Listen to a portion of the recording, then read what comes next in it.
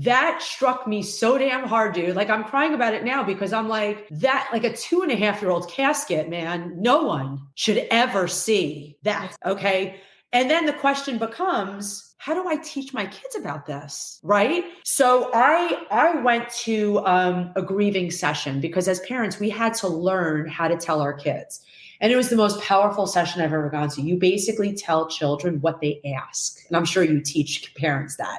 It's like you just want to tell them out of the gate, Millie's gone, da, da, da. And it's evolved over about 3 or 6 months because eventually my daughter, who's best friends with their son, he started telling my daughter she's dead. She's with God. Okay. Mm-hmm. And my daughter started asking more questions. I had neighbors coming up to me when they saw me with the contracts. I'm so sorry, your house. And I said, you know what? This is nothing. My friends just lost their daughter. This is nothing. I'll take this any day of the week. Hi, I'm Dr. Nafisa Sikandri, a licensed clinical psychologist specializing in anxiety-based disorders. I created the Mental Health Break podcast to give you simple, actionable, step-by-step strategies to help you prioritize your mental health. Mental illness can cost you time and money. Ignoring your symptoms will only make the problems worse. Taking time out of your busy day to dedicate to improving your mental health can lead to long-term health and wellness. In this podcast, you'll learn tips, tricks, and proven strategies to help you regain control of your life, all while prioritizing your mental health. If you want to improve your life, regain control of your mental health, and feel empowered, you're in the right place. Let's get started. Today's episode is sponsored by the Mental Health Reset Conference scheduled for January 13th and 14th, 2024. Secure your tickets now to ensure your place at this transformative event as seating is limited. Prepare to kickstart the new year on a positive note by joining us in Phoenix, Arizona on January 13th and 14th in 2024. Learn more by visiting transforminganxiety.com/attend. That's transforminganxiety.com/attend, ATTEND. I'm so excited to talk to a fitness expert today about the importance of mental and physical resilience. Let me briefly introduce her before I bring her on. Jenn Zerling is also known as JZ. Jenn is a fitness and age management expert and the mother of 2 children. She authored the book Breaking the Chains of Obesity, 107 Tools, along with JZ Fitness Lifestyle course. She comes from a lifetime of athletics. However, her childhood nutrition was atrocious, which to this day plays a role in her daily state of conscious health decisions. On a personal level, she understands why people struggle through working with thousands of individuals and through her international credential in obesity management. Being born into a family of obesity, Jenn learned what it took to break her genetic chains, and she now wishes to help as many individuals as possible to do the same.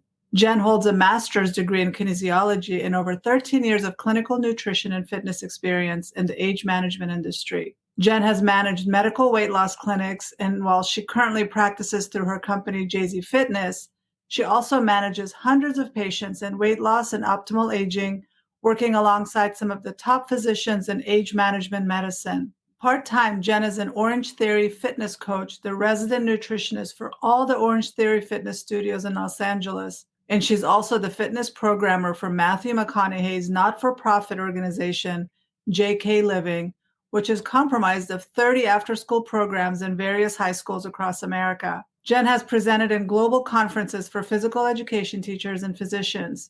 She designs and runs corporate wellness programs. Her expertise can be found through multiple online, TV, and print resources such as the Huffington Post, Shape Magazine, LA Times, Yahoo News, New York Smash, Active.com, Oprah.com, Fox News, E! News, and NBC, just to name a few. Hi, Jenn. I'm good. How are you doing? Nice to see you. Good seeing you. So I was just introducing you and doing the intro, and you have quite an impressive background. You have so much information that you're going to share, and you have such a great background that I can't wait for everybody to get to know you. But before we get started, I know that there's a lot that went on with you this past. I want you to talk about that. But before we get started, I learn a little bit about how you got started in this whole fitness industry. And like I said, I saw your pictures and I'm like, wow, I'm so impressed with how in shape you are. It's like, my God, I wish I could have that kind of body. So No need you, to wish. No need to wish. Everyone can have a good body. well, that's what we're going to talk about because it's not Yeah, just about weight loss. I kind of right. first want to get to know a little bit about, like you talked about how you broke the genetic code. I want to know a little bit about how you got started and what motivated you to get into the business, to the fitness industry. Yeah. No, that's a great question. So, if you were to read my book, Breaking the Chains of Obesity: 107 Tools, my mother actually came up with that title. She said, after reading your book, it would be really wise to call this Breaking the Chains of Obesity because she personally struggled with her weight her whole life. I've had body dysmorphia growing up, even though I was an athlete growing up. As a woman, it was tough to ever be where you wanted to be. You always wanted to be better. And you always looked at the other girls that were super skinny, eating pizza and whatever the heck they wanted. And you're like, how did they get away with that? And here I am dieting and I can't even lose a pound.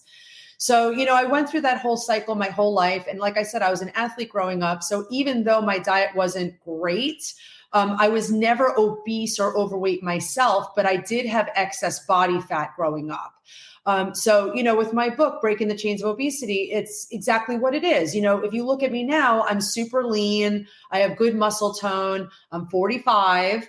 I have 2 young kids, and I learned the tools on how to essentially turn off the genetics associated with obesity. But you asked, how did I get started at that? Thankfully, I was in the athletic world prior to doing this as a career. My father was an athlete growing up, and he put a lot of pressure on us as kids being the best athlete ever. So, we could get into a whole different conversation about that. But as a career, I actually ironically wanted to be an actress on Broadway. And dad stopped me in New York City back in the day, said, when are you going to get a real job? And no offense to any of my friends or anyone that I know who's in the industry. But I actually took that very seriously because my dad was shaming me. And I'm like, wow, what should I do with myself? And then 9/11 happens. Ironically, that same exact year he asked that question, 9/11 happened. I was literally uptown, auditioning for a show. But by then I was actually a trainer. I was training clients on Wall Street instead of waiting tables. I was a trainer until I made it in the industry. And then 9/11 happened. So, after 9/11 happens, I dove deeper into the industry and I got into management in the fitness industry. I evolved into medical weight loss. And then that got me into age management medicine. So without spending too much time about that, anybody could, read about me, read my book. If you want me to elaborate on all that stuff, I just know that we have so much to cover. And I'm like so excited to, share why having the foundation of optimal health is why I was able to get through to where I am today in good health and in good spirits. Yeah, that's what really impressed me, and not only your past experience, but then also your mental and physical resilience with it. So Yeah, getting thank into you. the whole epidemic of obesity, there's obviously an epidemic of obesity right now. There's a lot of people struggling, and the average weight for a woman 45 years old is a lot higher than yours, obviously, right? And Yeah. but what I'm noticing as I'm also struggling with losing weight and being older and how certain hormones and a lot goes into being fit. So, Right. and it's not just about exercise. So how do you deal with that? And what do you think is the contributing to this epidemic of obesity in this country? And Yeah. probably worldwide, really, but really in this country. Yeah, absolutely. Well, first and foremost, and I don't want to sound like I'm promoting my stuff, so please forgive me for bringing it up, but it's like there's so many books and so many gadgets and gizmos and programs and all this stuff that people are signing up for with the hope that they can actually attain their goal of being in optimal health and being fit and looking like Jay-Z, right? That's me. But there's a lot that goes into that. There's a lot of work that goes into that. I don't wake up every day and I'm just me, looking good. Okay. It's the foundation of optimal health that I have built all of these years, and I've gotten only better. As I get older, I'm focusing on getting better. I'm not focused on, oh, once you're 40, you're supposed to have aches and pains. Oh, once you're 40, skin's supposed to sag and I'm supposed to gain a bunch of weight. Once I'm 40, I get more fat. Once I'm 40, I'm not thinking as clearly. Oh, once I'm a mom, I have mommy brain. Like, I don't accept any of that narrative. And I think that that's a very strong reason why I am where I'm at. But I actually teach people that. And, during COVID, while the rest of the world was going nuts and anxious over what is this disease? How do you get better? How do I not catch the disease? I actually found out right the week before the whole country shut down, I found out I was pregnant with my second child. So if anyone understands how stressful that was, your doctor's telling you all the time, you don't want to get this, especially with a kid in there. The kid could be impacted. You might not have the kid. Who wants to be told that? And by that age, I was 42 years of age. I was 42 being told this. I'm advanced maternal age. But in my brain, I'm thinking to myself, okay, well, obviously I'm not licking the streets to get this disease. Obviously, I'm wearing a mask because that's what the experts are saying. Obviously, I'm only going out when I have to go out versus I'm going out just to go shopping and get a couple of blouses. Obviously, I'm doing everything I can to stay fit during this pregnancy, which is what I teach other women. But there's this underlying thing that we have to believe what we want to happen in our lives. And, I wrote a course called the Jay-Z Fitness Lifestyle course while the world shut down, while I was pregnant. And I shot the course while I was 6 weeks pregnant with a guy who I didn't want to know that I was pregnant because he knows a lot of people that I know, but he's in marketing and I wanted him to help me with the course.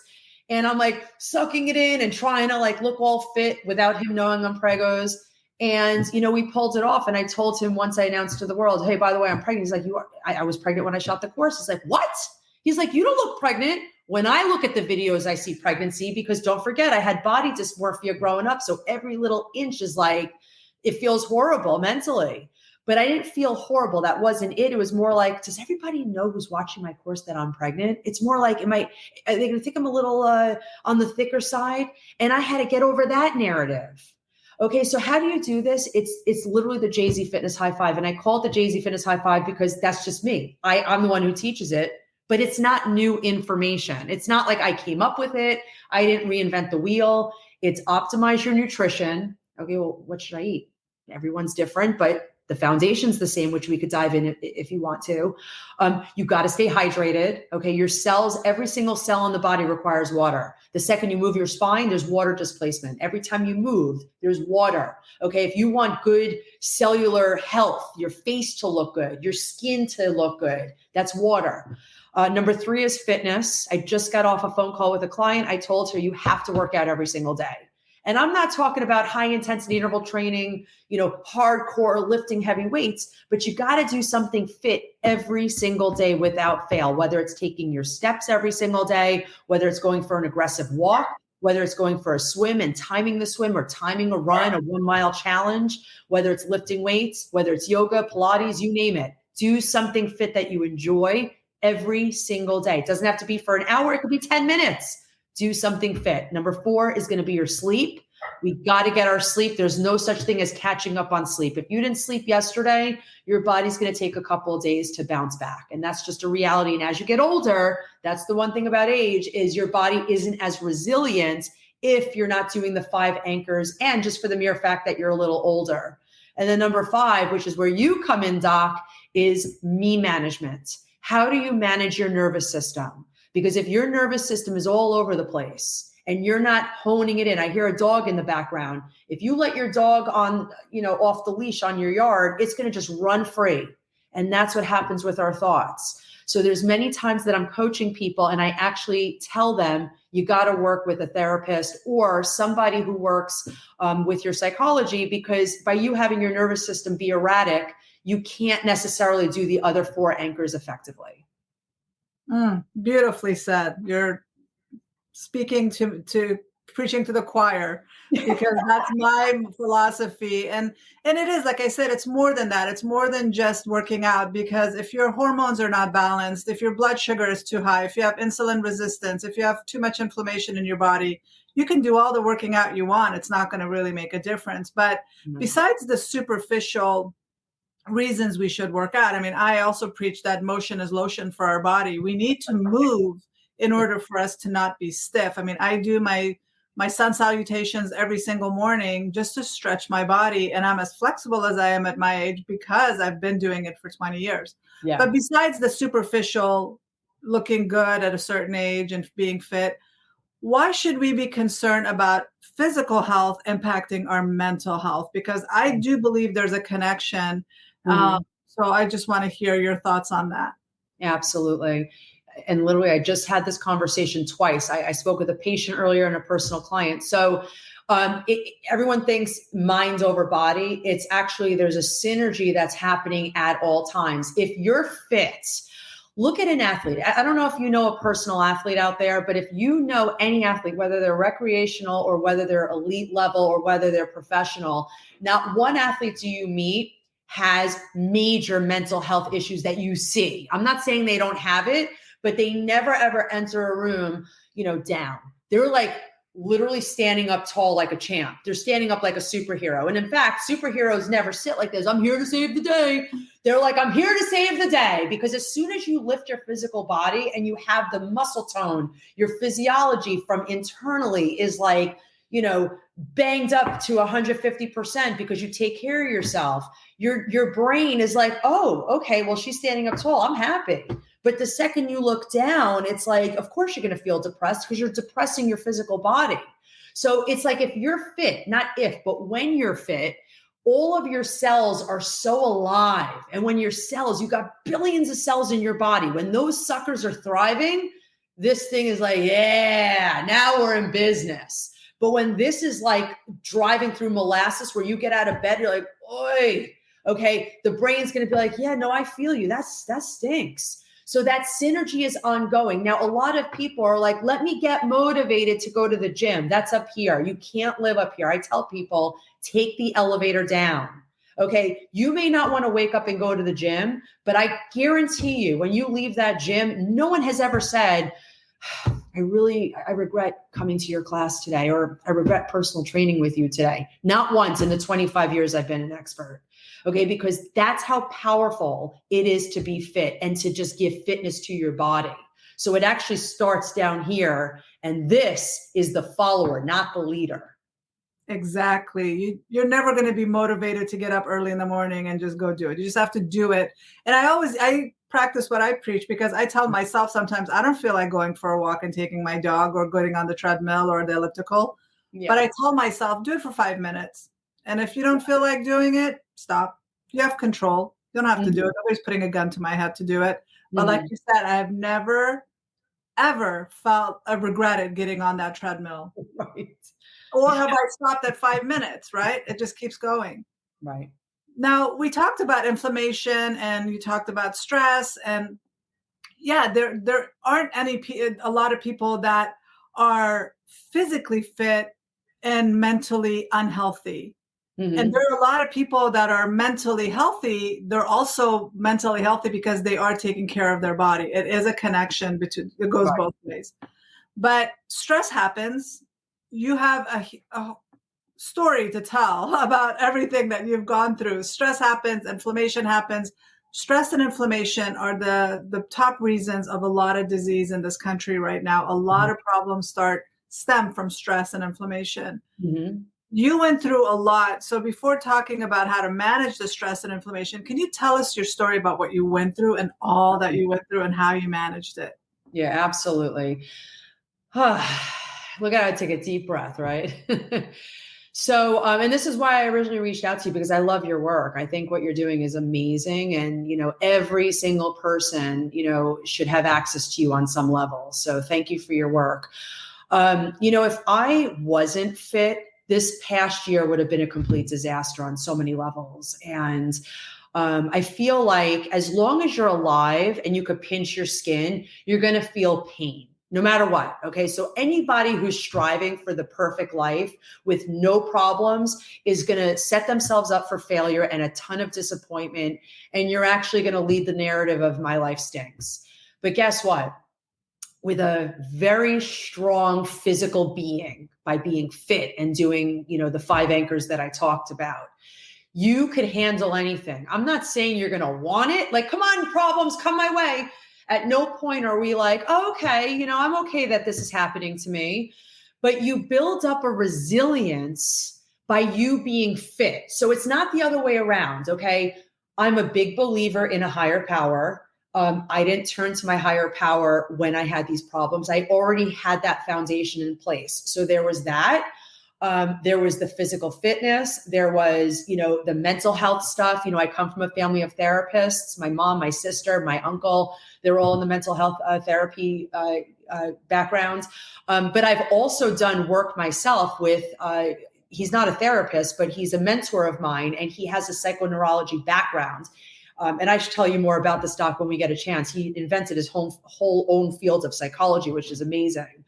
But with that said, with all of the stuff that I've built up to this year, which is, at the time I was 44, which, is not that much younger, with 2 young children, I moved 5 times within 1 year, 5 times. I'm talking about full on move all the stuff out and in and out and in 5 times with 2 young kids. People complain to me when they have to move once.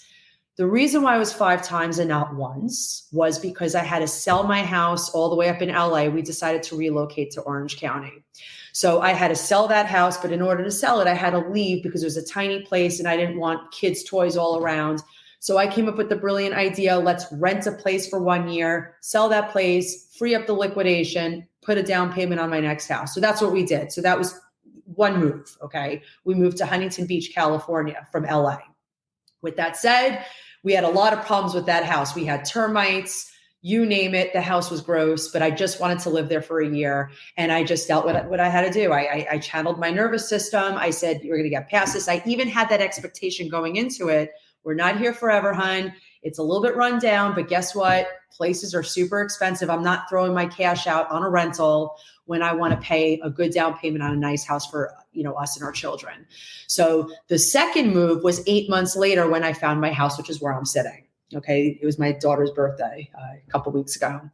And so that was our second move. So LA, Huntington Beach, and then we live in like the Tustin area. So that's 1, 2, 3 moves, right? We pack every single box in the house. There were boxes all the way up, and that could be stressful for people. But I decided, it is what it is. Let's, tear away a little bit at a time. I said to my husband, by this date, we're going to be done with all the boxes. And we were. There was a garage sale in the community. We participated, sold all the boxes. Literally a week after that, my house flooded. A week after that, my house flooded. And literally it was 2 days before the house flooded. I told my husband, my schedule is through the roof busy. I can't handle anything else. And then the sewer line backed up into the master bedroom. This is a 1962 home. I knew I was going to buy a fixer-upper. We did a lot of renovations. I put about 35, 40 grand in renovations, and 15,000 of those, that money was in flooring. And I had to throw all those floors in the garbage. I also had about 2 feet of water. I have my purse in my bedroom I kept just as evidence how far up that water came. Some of it was dirty. Some of it was from the toilet that was clean. It was everything. I had to call my plumber down the street. He's like, there's nothing I could do. You got to file a claim. I was very stressed out that night. I'm not going to lie to you. I wasn't like, okay, let's handle it. Realistically, your nervous system is going to go up there. But the question becomes, are you going to keep yourself in fight or flight? Because if I did, the next morning, which is what I did, I trained my clients and I handled this 1 hour at a time. I said to my husband that night, it was 11 o'clock at night to be exact, we need to make this seamless for my clients. I don't want them to even understand what we're going through because I need to pay the bills. We got this huge mortgage now. We're sending the kids to preschool. So everyone gets in their head about what they need to do and the stress. And I said, nope, just focus on what you got to do. Just focus on that. Focus on resolving this. And that's what I did. I ended up having a strong team of people to mitigate the problem right out of the gate within 48 hours. And then the question becomes, okay, well, who's going to rebuild my house? Then you have to deal with the insurance. The insurance gives you a hard time. That was hard. I'm not going to lie to you. That was in the end of July. You don't get to move into another fancy house right after that. Insurance says we're going to put you up in a hotel. And I said, time's out. I have 2 kids that I just spent 2.5 years sleep training. My daughter's, she was at the time 4 years old. She needs her own room. She's got white noise. He's got white noise. We need a place that's X amount square feet, X amount of bedrooms. So there's those logistics. By the way, I'm still working and I work a lot. I couldn't handle anything more 2 days before the flood. And my husband's like, he's like, I'm managing the kids, I'm managing this. Now we're in a hotel, but it was the presidential suite in, what was it? The Hilton we stayed at? It was the Hilton in Irvine, right by their school. So I'm like, okay, well, we're on vacation, kids. So I found the joy in what we were dealing with, and I still had to train my clients. I had to find internet, couldn't sit in that courtyard. Nope, this is closed, can't do that. I got to train, I got a flood in my house. Sorry, ma'am. I dealt with every single barrier you could possibly imagine. And I still said, let's win, Jay-Z. Let's win. You got this. Okay. Just focus on what you need to get. And I just navigated through the noise until I got to a solution. And then there. I'm not saying 24/7 I was at peace doing my namastes. Okay. It was uncomfortable. But I'm fit, and fit people look to win. We don't focus on the problem. We focus on the solution. Okay. If I'm playing a tennis game and she gets a point, I'm like, okay, how does she do that? And what do I need to do differently? That's the athlete coming out. Okay. So now fast forward, we had the presidential suite. Hotel says, you know what? I don't know how much longer you plan on being here, but we have a party that's going to use that room. You need to leave. And I'm like, well, wait a second. We're going to be here for a month. We'll move you temporarily to another room. I'm like, wait a second, that room's too tiny. We can't do that. I'm on the phone. I'm not joking. At least a dozen times with insurance. I said, listen, I can't stay in this hotel. They don't have room for us. They got 2 rooms separated by a hallway. They're not going to be comfortable. If they don't sleep, I don't sleep. If I don't sleep, I can't function the next day. Well, ma'am, this is all we got. So I called the insurance and I called the insurance and I called the insurance and I called and called and called. I was relentless. And finally they said, you know what, we found a house for you.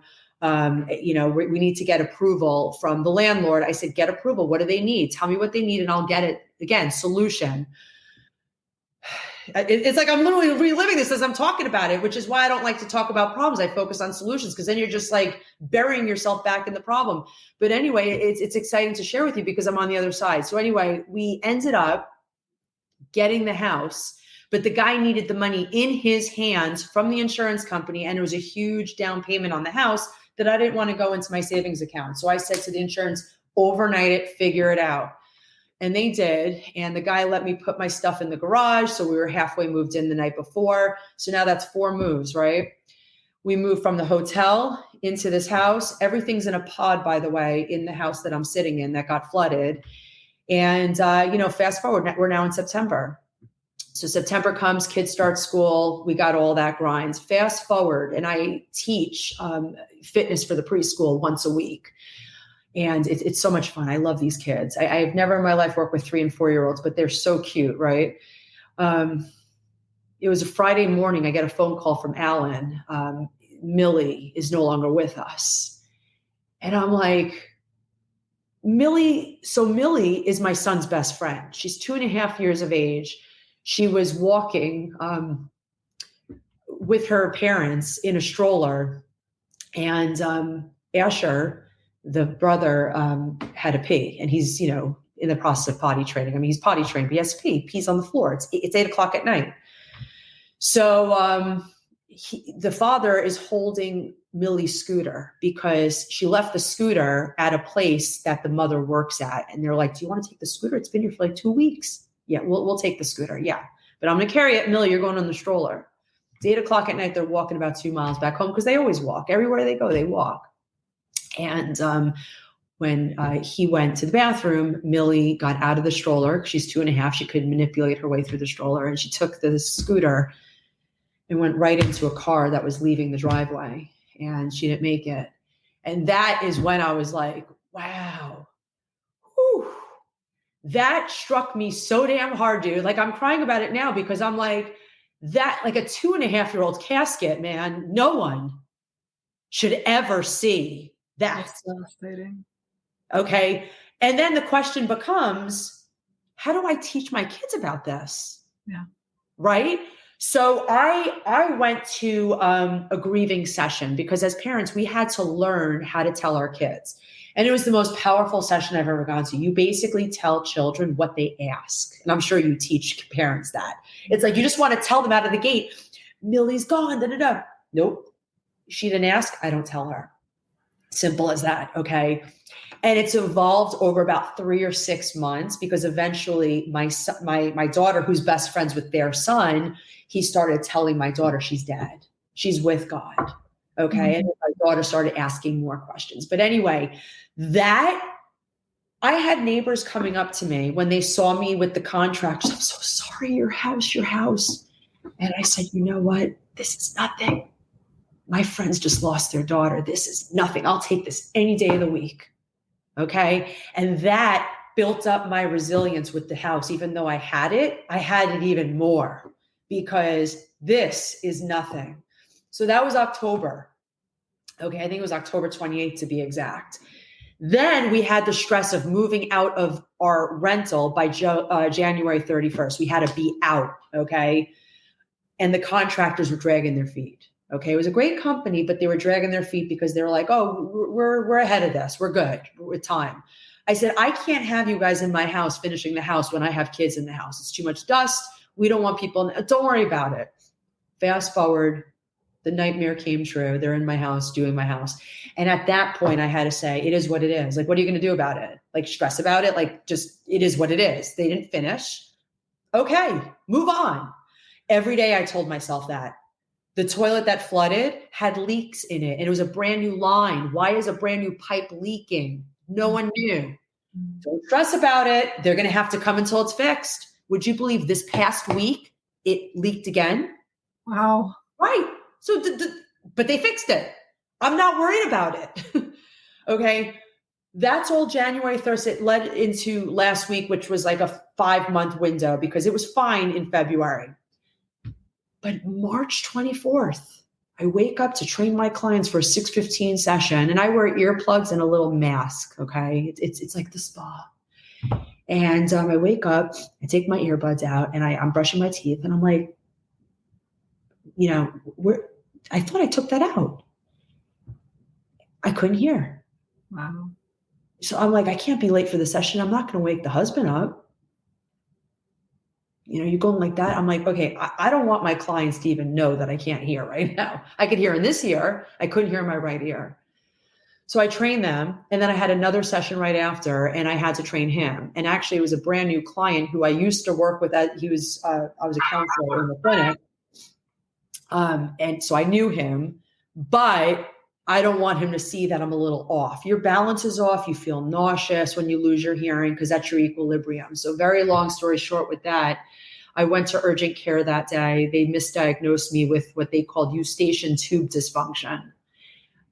He didn't even explain what that meant, but I said, okay, put some nose spray, both ear, boom. Okay. What does that do for the ears? Oh, it goes in there and it's like, it'll help. I'm like, okay.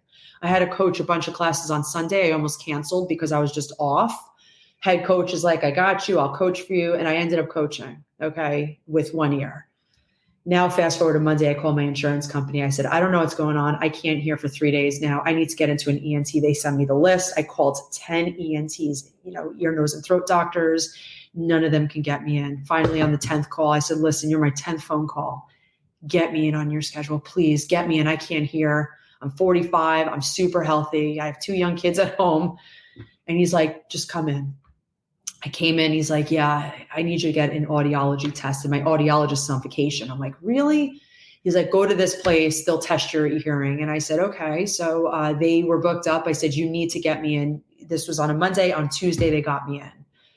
So Tuesday I go in and the guy says to me, listen, it's bad news. You have 0% hearing in your right ear. So there's a difference between hearing sounds. Like I heard sounds faintly, But if you came and spoke to me, Jay-Z, how are you? I would hear, it was word recognition was 0%. And I just turned to the audiologist. I'm like, well, what does that mean? He's like, it means you're going to need a hearing aid, but take this test back to the doctor. I'm like, hearing aid? But let's get this back. So I took the thing back to the doctor and he's like, this is bad. He's like, I'm sorry, I'm being transparent, but you're at 0%. He's like, we'll do our very best to get some of this back, but it's pretty bad. I'm like, so again, nervous system was elevated, stressed out. I'm going to be deaf. I'm so young. Is that what 45 looks like? I just turned 45 a month ago. Like, is this what this is about? And I got into that space that I never live in. And I said, no, that's not what it's about. Just as quick as I went deaf, I'm going to get my hearing back. Even if it's 50%, I'll take anything. What do I need to do, doc? I'm going to give you 60 milligrams of prednisone for 30 straight days. Let's see how that works out for you. I'm like, okay, so wait 30 days to see if it comes back. He's like, let's wait about 10, 12 days and then we'll see. I said, is that all we can do? What is the most aggressive treatment that's going to almost guarantee some hearing back? He's like, well, we don't usually do this right away, but if you want to, you can call these two numbers and see if they can do these intratracheal injections where it goes through the eardrum all the way to the nerve and puts steroid right into the site in conjunction with the steroid, systemic steroid, the prednisone. I said, okay, sign me up. So I convinced a whole medical team at UCI who's super busy to get me in the next day. I called, they're like, we could see you Friday. I said, no, you need to see me tomorrow. We need to save my ear. Okay. Because this other doctor said you caught it early enough. That's the good news. The bad news is you're 0%. So fast forward 6 weeks of steroid injections twice a week. I got my second hearing test back and it was at 95%. Okay. And then I got one more injection. 1 week later, I got another audiology test and it got back to 100%. Wow. Yeah. Wow. When you get tested, you get tested. Like that was a lifetime worth of tests in 1 year. Yeah. That's incredible. And the fact that you had the mental resilience to get you through it. I tell my patients this all the time. I'm like, the goal for my patients and my therapy practice is for you to get so solid on the inside that no matter what happens outside of you, you'll be okay. Yeah. That when you have that kind of mental and physical resiliency, it's like being a monk, right? You're not reactive to everything that's happening outside of you. You understand that things are going to come at you. You understand that it's going to happen. You're not expecting a perfect world, like you said. And I like the saying that people say that people that live in good times, it creates weak men. It creates weakness in us because we're not challenged. We're not, our resiliency isn't built. Yeah. And normally we don't go through everything you went through in 1 year. My God, that's a whole lot of stuff in 1 year. But thankfully you were mentally resilient and you were physically fit and you were able to handle it and you had the support system. That's incredible. Mm-hmm. Do you, also you focused on the solution. Like you said, a lot of people go, woe is me. Why me? What happened? Mm-hmm. God doesn't love me. Whatever the mental stuff gets in the way, right? Mm-hmm. Okay, what's next? Yeah. What can I do about this? And you know what I think it is? I don't think people understand what it is to feel their way through trauma. I think that on some level, people need to understand. It's almost like I didn't turn to God and say, hey, I'm one of your people. Can you, like, I already had a really strong foundation with God and I wasn't raised that way. I think that people, and I don't want to make this a whole, you have to be religious thing, because I know some religious people who are some of the negative people that I've known. So, you know what I mean? It's religion isn't the only thing. We're on this planet. And like you said, the environment is going to happen around us. As long as you could pinch your skin, it means you're alive. I mean, back in 2001, when the entire world was running away from Wall Street because of 9/11, God brought me uptown for an audition because I was a personal trainer on Wall Street. Okay. If I was down there, I would have had all that debris on my skin running away from that for my life, not knowing where to go.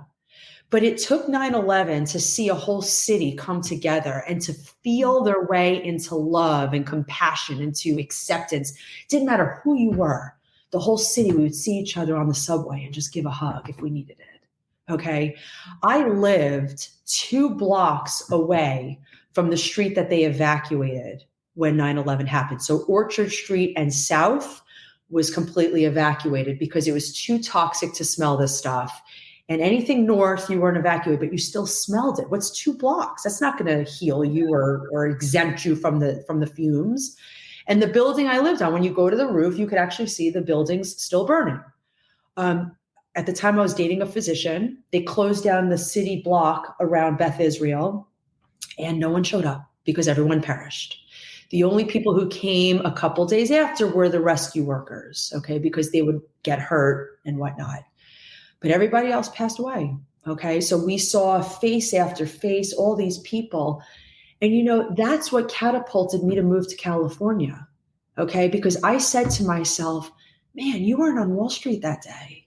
You were up in an audition. I remember I was supposed to get a audition that particular day. You know how I found about 9/11? People don't realize this. There's 50 million satellites in the air now. So we don't need anything physical per se to let our phones work. Okay. But that tower had an antenna. And because the cell phones were not smartphones, when that thing came down, all cell phone service was done. So everyone called me thinking I was at work. And I wasn't at work. I was uptown.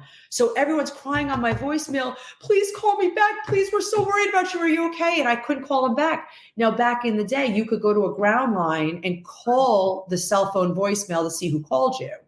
So fortunately, I did that. I'm like, oh my God, people are probably worried about me. My mom, my dad, my ex, all these people. And I called them. I'm like, I'm okay. I'm not even down there. Oh, good. Thank God. Okay. But that is where I realized, man, as long as you're alive, everything's okay. Everything's okay. As long as you're alive, it doesn't matter what happens to you. I have friends, she was told by the doctor, she's laying in the hospital bed, there is a 1% chance that you could survive this cancer. She had cancer. It was all over her body. You know what she told the doctor? I am that 1%. And she's with us today.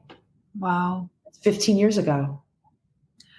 It's funny that you brought up the 9/11 in New York. I was just in New York 2 weeks ago, actually talking about how we can actually thrive in the face of childhood trauma. I mean, I shared my own experience growing up in Afghanistan and coming to this country and enduring war and migration and all that, but also talked about other people that are very famous people that talk about the trauma that they had growing up and how that built their mental resilience. Like 2 people that come to mind, like Arnold Schwarzenegger talks about how he came from poverty and had nothing and had an abusive father. And he channeled all of that rage into bodybuilding and becoming very, very disciplined mentally and physically.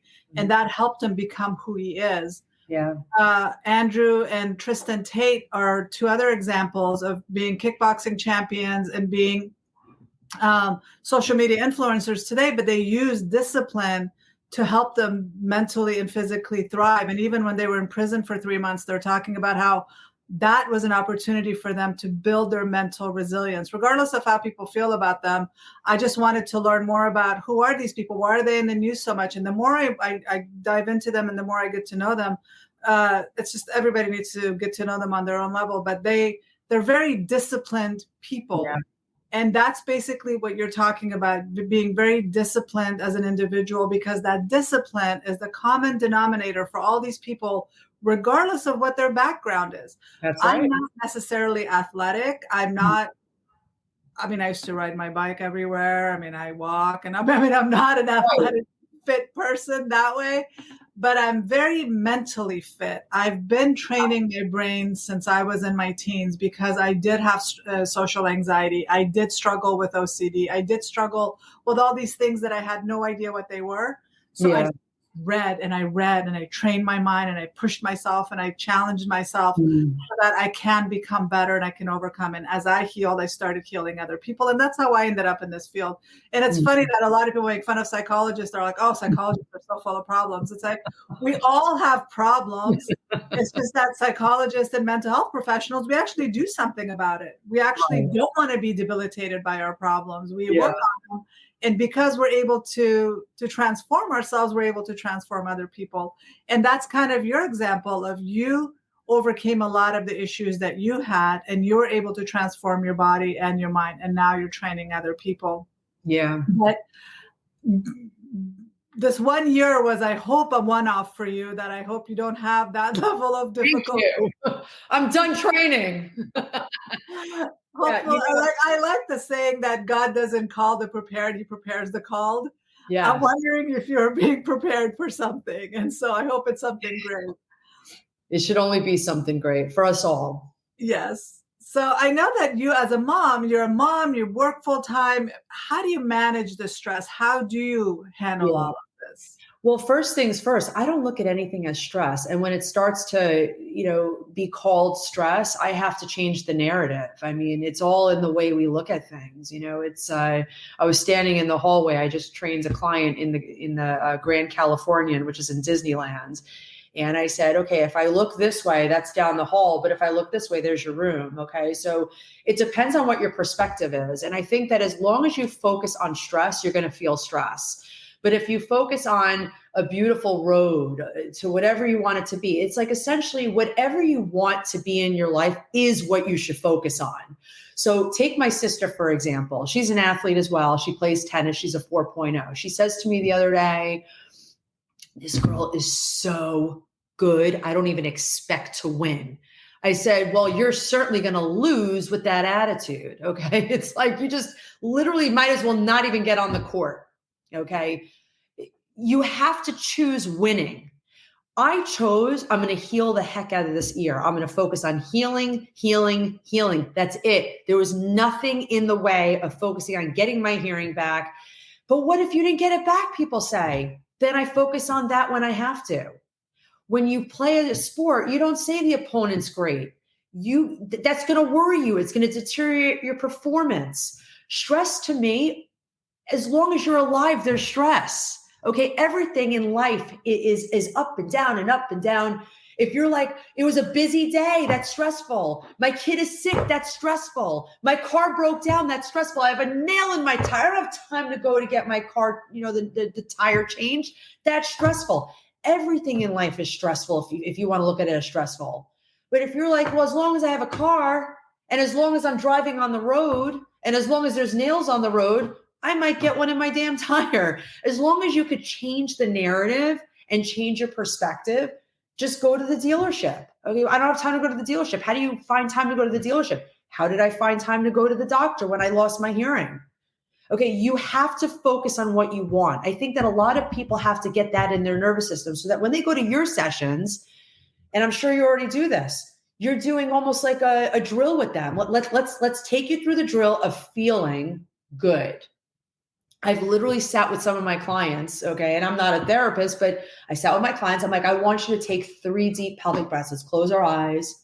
Okay, ground yourself. I set up the visualization of a grounded person, sit up real tall in the spine, ears, shoulders, hips. Everything's in one plane.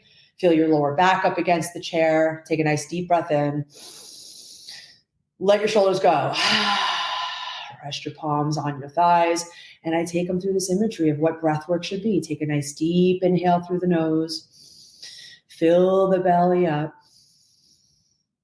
Hold your breath at the top and let it go.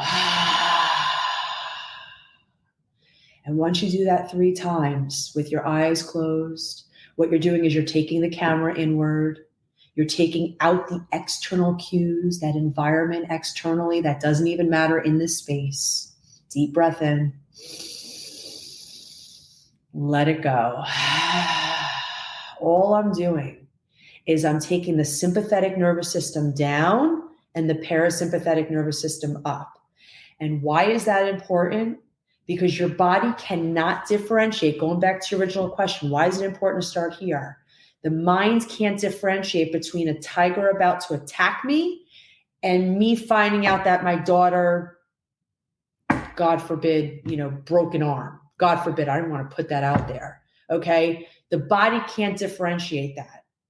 So you have to manage your nervous system all the time. And when it's elevated, because life's going to throw a curveball at you, even though it's elevated, look, that's why we train. When I say to my treadmills, I want you to do an all-out effort. I want you to elevate your heart rate. I want you to be beyond your VO2 max. Bring your heart rate way into that zone where you are tingling. That's your growth hormone acting up, because we have internal mechanisms that regulate the body naturally when we're uncomfortable. Otherwise, we'd blow up and we wouldn't be alive.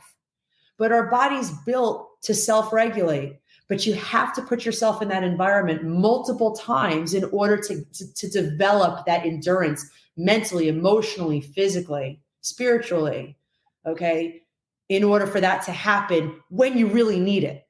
Well, it's like we talked about how you do need that balance. You need, like, even working out, you're putting stress on your muscles in order for your muscles to grow. We need a certain level of stress in order to grow as an individual, to become better, to become resilient. And it's not that we're never going to eliminate stress. Stress is necessary, but it's how we perceive that stress, like you're saying, and our perception of it needs to change. And a lot of people are like, oh, I have to do this, or I need to do this. And just even switching to, I get to do this.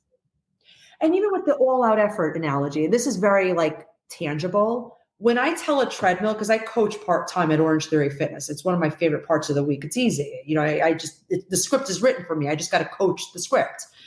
But there's a methodology to high intensity interval training, which is what it is. So when a treadmill brings their heart rate up into the orange zone, I always tell the treads, all right, I want you to have maximal heart rates over the next 30 seconds. Not one treadmill is like, yay, woohoo, let's do this. No one. They're like, groans. Yeah, they're like, oh my God. And I'm like walking behind the tread. So if they're patty caking their way through that interval, I'm like, you might as well go home. I need you to get your heart rate up, because if you want your heart, which is a muscle, to grow and to thrive, you need to train it through a full range of motion, just like you do a bicep curl. Okay. But on the other side of that all-out effort, I'm always going to allow you to walk. Okay. I'm always going to bring your heart rate back down. And in life, when stress is thrown at you, just like that all-out effort, you get to walk on the other side. But please be okay with that level of discomfort. Learn from it. Go through it as a champ. Just focus on, what do I need to do? Okay, what do we got? What do we got? Because on the other side of that, even with the therapy sessions that you provide your clients, on the other side of that is a plan of action. Work the plan of action. After you work it, if it's not working for you, don't say to yourself, I'm supposed to be miserable, or life is just stinks, or whatever the narrative is. No, I'm going to tell, Dr. Secondri, this didn't work for me. What can I do differently? I want to be even better than last week. Focus as a champ. That's your new perspective. Because if you can do that, not if, when you do that, life is just this big platform of learning. Okay. And I look at it this way. My kids are watching me. They're not listening to what I'm saying. They're watching me. So I'm an example. And now it's my bigger responsibility to be the example for them so that they're great human beings themselves. Exactly. Well said. Well said. Yes. So you are a very busy person. You have so many different hats you're wearing. You're a mom, you're a fitness instructor, you're a coach. What are you working on next? You're an author, you're a course creator, you're all of that. So what are you working on right now? What I would like to do is I would like to be more seen. I think what I'm working on is to get on more platforms. I'm so grateful that you brought me on to your podcast. I've done, podcasts in the past, but, when we get too busy, our priorities kind of shift. So this next year, I need to be more seen. It's not that I'm hiding. It's just I manage a medical weight loss division for a clinic I work for. I manage all their concierge patients. I have my private practice. I do programs. I have the mommyhood. I do the preschool. The list goes on. And most people will be like, well, I can't do all that. but because I'm fit, I could do all that, right? But if I need to not do something, then I take a break. What I can't take a break on is getting myself out there where more people know about my teachings. I think my master plan is I want to be global. I can't do it by myself, but it's like people like you and people in other disciplines that fall into what I call the Jay-Z Fitness High Five. If we all came together as one big, huge team and we got louder, more people are going to be served. That's my grand master plan is I want to bring, and trust me, there's platforms out there. There's conferences, there's Facebook groups people can follow. But when you talk to individuals and you ask them, you've been to the Tony Robbins, you've been to this workshop, you've done this, why are you still not feeling good? I think there's still something missing. So my next plan is, well, I need to be a bigger voice because if people are following me, now I can understand what it is that they're missing. If they're missing you, oh, I know this wonderful Dr. Sikandra, you got to talk to her.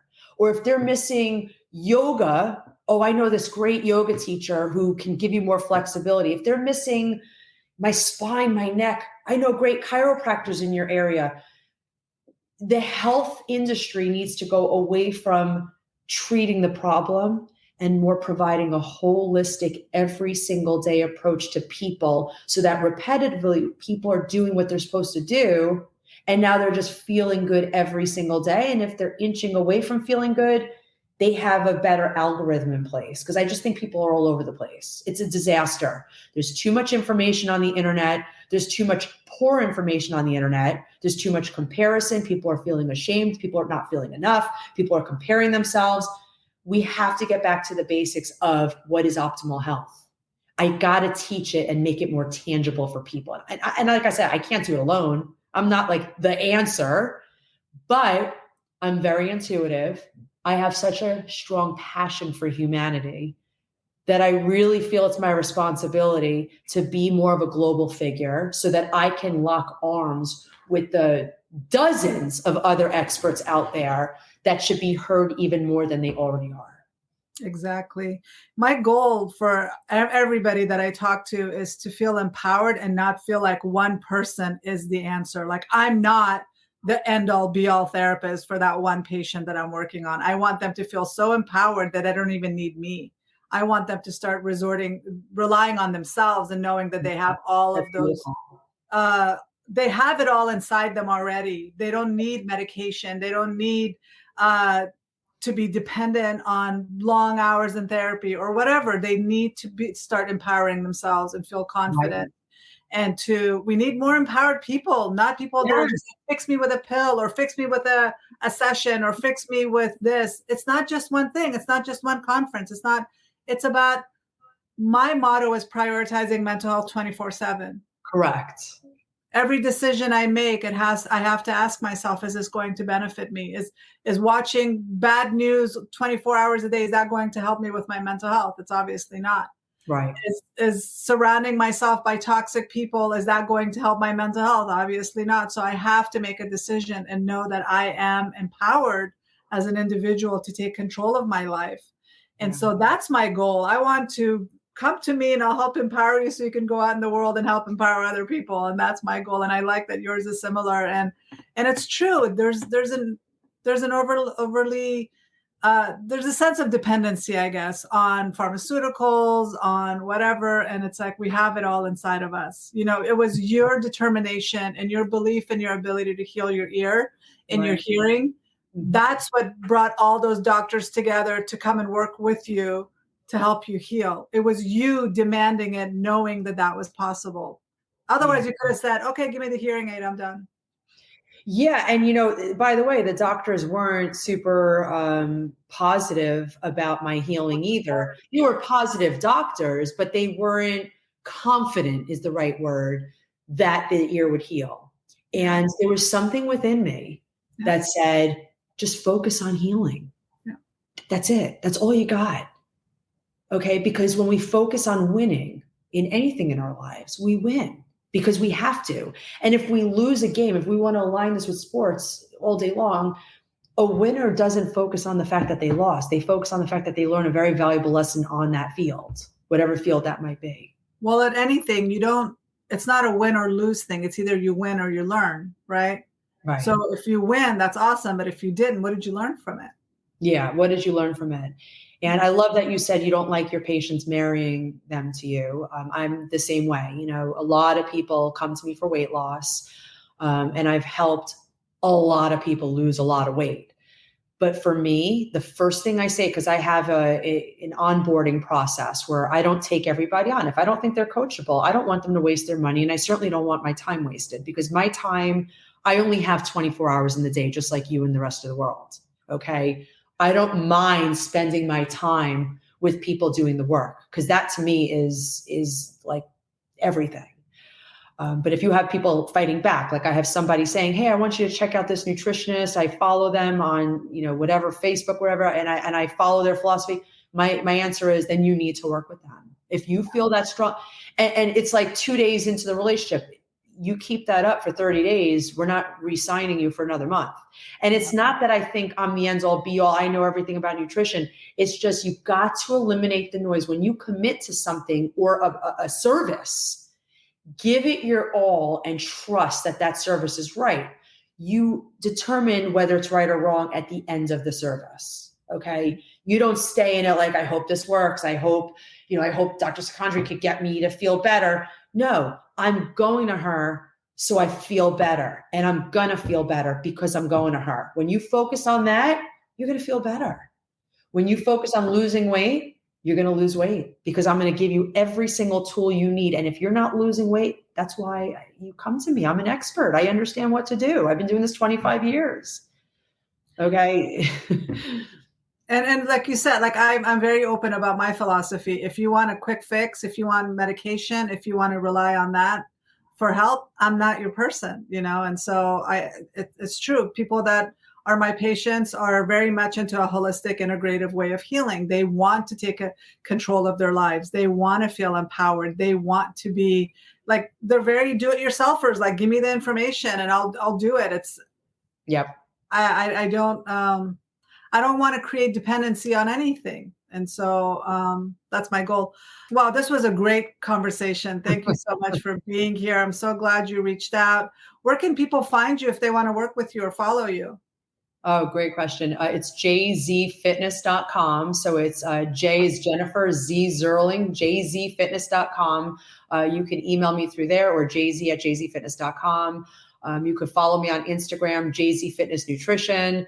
Facebook is JZ Fitness. And then what else am I on? Twitter, which I haven't opened that account forever. I'm not really a big social media fan. Like I just don't really do a lot of social media. That's another goal, I guess, of mine, is to get more presence in social media. And it's not even that I'm like private and I don't want to go out there. It's just, I'm so incredibly crowded with helping so many people each and every day of my life that I put so much of myself into that. So that's another thing I want to leave people off with. If you find like someone that you admire constantly on social media, you got to kind of question, how do they have all that time to do that? Well, a lot of them have people that are running their social media. They're not the ones doing it. Oh, is that what it is? That's why I'm not as active as I want to be either, because I have stuff to do and I'm not hiring somebody to speak for me. So, but a lot of celebrities and a lot of those people, they're not really on there. They're just having other people post their stuff. Yeah.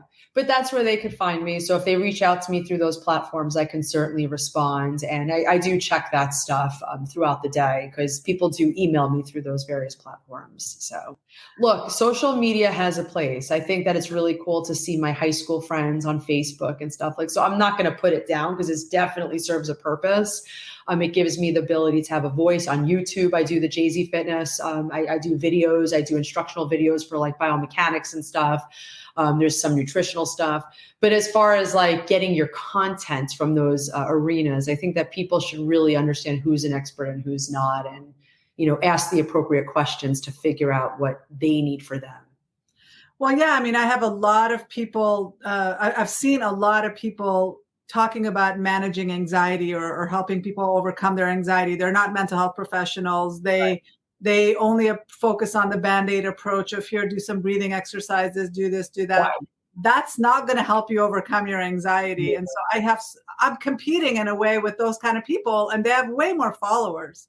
And that's my point. That's my goal. You just hit the nail on the head. That's my goal, is to get people to follow you because you actually do the work that changes them. The people who breathe and all that stuff. I just referred somebody to the psychoneurologist. I should put you in contact with him, and he should be on your show because you guys are going to be like having a blast. All right.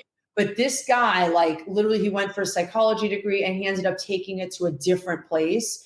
And I'm sure your practice has a different place, but no one knows what that place is because they don't know you because you don't have enough followers. right. We got to change that. So I want to be like the driver of that ship. I want to surface the great people who people should learn that work because that's the work. It's not the superficial stuff. It's not, I took drugs and look at how skinny I am and I got a cute husband. Look at how I scored him. And I got 6-pack abs. And, I did a whole post of me dancing in a bikini. It was a week after I carved out. I'm super bloated. And I said, I don't have a perfect body, but my body fat's it was like 21% on my last DEXA scan. Wow. I'm 137 pounds. I'm 5'9". I'm tall. Statistically looks fabulous on paper. But that day I had a little bit of interstitial fluid. And I'm like, that's what people need to see.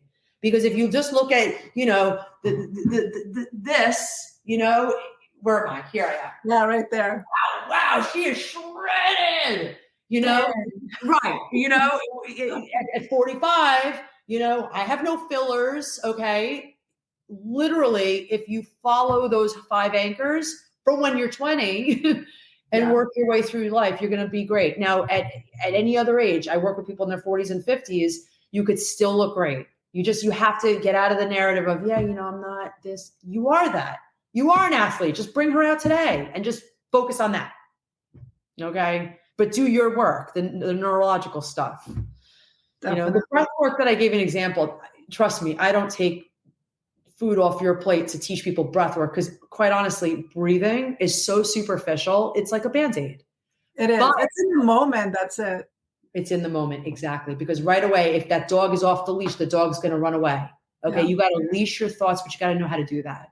But it's like if you're using the dog analogy, it's like you have to train that dog that when you call it to come back, it comes back to you. Correct. And it is highly trained. And that's how it is. Like I have my anxiety brain will never go away. I'm wired for anxiety, but I can redirect my thoughts within seconds now. I make my anxiety work for me. And I think that's the confusion with people following others on social media. Yeah. There's so much confusion for the average person that when they have to choose, like, here's this poor doctor trying to educate me and she doesn't have a lot of followers on YouTube. And here's this other social media influencer. She's got millions of followers. Well, obviously I'm going to follow her because she seems to know what she's talking about, even though she might not know what she's talking about. And that's the confusion right now. Right. And so that is what we're dealing with, but it's about really doing your research and finding out what is their training? What's their understanding? I mean, like you said, are they really thin and fit because they're starving themselves and they have body dysmorphia and they don't know a thing about fitness? Is that why you're following them? Or is it because this person is really trained and they have the education and the training and the knowledge to teach you and get you the results that you want? So, yeah, well, you're going to go global with me and we're going to have a lot of fun. Okay. Because everybody deserves to feel great and thrive. So let's do it. Let's do it. Come on, baby.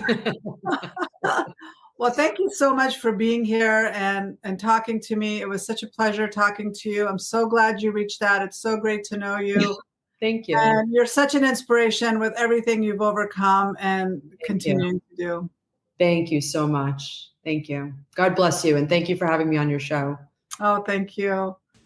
Wow. Jenn's story really emphasizes the need for mental resiliency. Although we can't control what happens outside of us, we can control how we react to those events. We can respond in a healthy way if we have built up mental and physical resiliency on a regular basis. Learn more about Jenn by visiting transforminganxiety.com/57. If you enjoyed this episode, please be sure to subscribe and give us a 5-star review since that'll help others find the podcast.